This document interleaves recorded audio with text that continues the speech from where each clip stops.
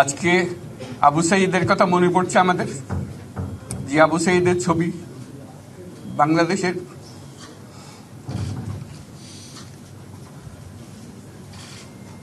প্রতিটি মানুষের মনে গেঁথে আছে, এটা কেউ ভুলতে পারবে না। কি অবিশ্বাস্য একটা সাহসী যুবক,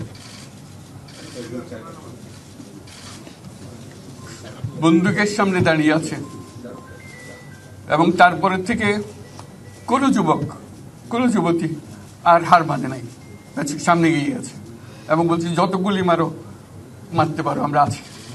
তো যার কারণে এটা সারা বাংলাদেশ জুড়ে এই আন্দোলন ছড়িয়ে গেছে, এবং যার কারণে বাংলাদেশ এই দ্বিতীয়বার স্বাধীনতা অর্জন করলো। এই স্বাধীনতাটা আমাদেরকে রক্ষা করতেই হবে, শুধু রক্ষা করা নয়, এই স্বাধীনতার সুফল প্রতিটি মানুষের ঘরে পৌঁছাতে হবে, তা না হলে এই স্বাধীনতার কোনো দাম নেই। এই স্বাধীনতাটাকে পৌঁছানো হলে আমাদের শপথ, আমাদের যে প্রতিজ্ঞা, যে আমাদেরকে এটা করতে হবে, ঘরে ঘরে পৌঁছাতে হবে। মানুষ যেন জানে যে বাংলাদেশ স্বাধীন হওয়ার অর্থ হলো তার নিজের পরিবর্তন, ব্যক্তির পরিবর্তন, সুযোগের পরিবর্তন, তার ছেলে মেয়ের ভবিষ্যতের পরিবর্তন।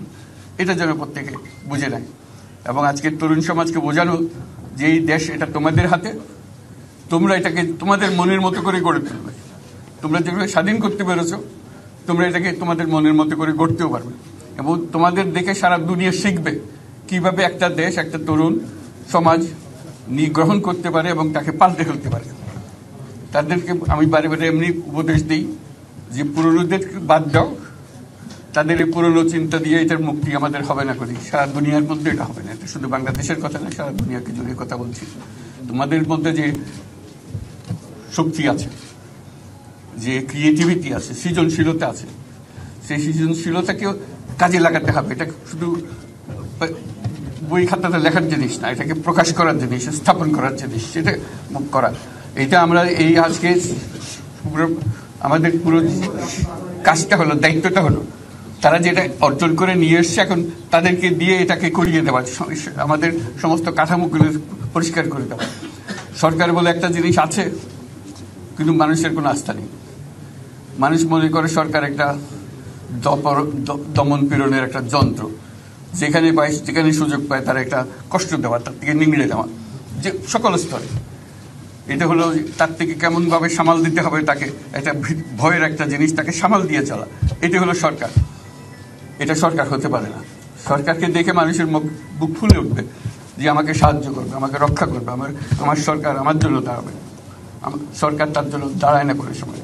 এই সরকার হবে, সেই সরকার মানুষকে রক্ষা করবে, মানুষের আস্থাভাজন হবে। কেউ জোর করে তাকে বলার ভালো হচ্ছে এটা না, সে নিজে নিজে বিশ্বাস করবে। সরকারি লোক দেখলে বলবে আমার লোক, আমাকে রক্ষা করার লোক। সেই আস্থাটা আমাদেরকে ফিরিয়ে আনতে হবে মানুষের মনে, তাহলে মানুষও যোগ দেবে এটাতে। মানুষ এখন পিছিয়ে থাকে যে কিসের মধ্যে আমাদেরকে ঢুকিয়ে দিচ্ছে। আমরা যেন জানতে পারি যে এইটা আমরা সবাই মিলে আমরা অগ্রসর হতে পারি। একটা বড়, সারা বাংলাদেশ একটা বড় পরিবার, এই পরিবার আমরা একসঙ্গে চলতে চাই, এবং আমাদের মধ্যে দ্বিধা দ্বন্দ্ব যা কিছু সরিয়ে ফেলতে চাই। যারা বিপথে গেছে তাদেরকে পথে আনতে চাই, যাতে করে একসঙ্গে আমরা কাজ করতে পারি। এর মধ্যে আমরা শুনলাম, আসার পথে শুনে আসছি যে এখানে আইন শৃঙ্খলার ব্যাঘাত হচ্ছে, মানুষকে আক্রমণ করছে, ঘরবাড়ি জ্বালিয়ে দিচ্ছে, সম্পদ জ্বালিয়ে নষ্ট করছে, চুরি করছে, দিয়ে যাচ্ছে, অফিস আদালতে আক্রমণ করছে, সংখ্যালঘুদের উপর আক্রমণ করছে, হিন্দু, বৌদ্ধ, খ্রিস্টান, আহমদিয়া সবার উপর আক্রমণ করছে। এগুলো হলো ষড়যন্ত্রের অংশ। এগুলো আমাদের বিষয় না। আমাদের কাজ হলো এটাকে রক্ষা করা, সবাইকে রক্ষা করা, এটাকে প্রতিটি মানুষকে, প্রতিটি মানুষ আমাদের ভাই, আমাদের বোন, তাদেরকে রক্ষা করা, এবং আমাদের একটা শৃঙ্খলা ফিরিয়ে আসা। বিশৃঙ্খলা, সহিংসতা এগুলো হলো অগ্রগতির বড় শত্রু। আমাদের যে যাত্রা শুরু হলো, সেই যাত্রার শত্রু। কাজে এই শত্রুকে যাতে রোধ করা যায়, তাদেরকে বুঝিয়ে শুনিয়ে হোক, তাদেরকে আইন শৃঙ্খলার হাতে দিয়ে হোক, এটা বোঝাতে হবে। তাকে মেরে পেটে এটা ঠিক না, আইন শৃঙ্খলা নিজের হাতে ঠিক না। তাকে আমাদের আইন শৃঙ্খলা বাহিনী এমন হতে হবে, তাদের হাতে সুপর্দ করলে আমরা নিশ্চিন্ত থাকবে তার একটা বিহিত হবে। এমনগুলো আমরা হাতে দিয়ে দিলাম, যে 2 টাকা নিয়ে আবার ছেড়ে দিল, এটা যেন আবার না হয়।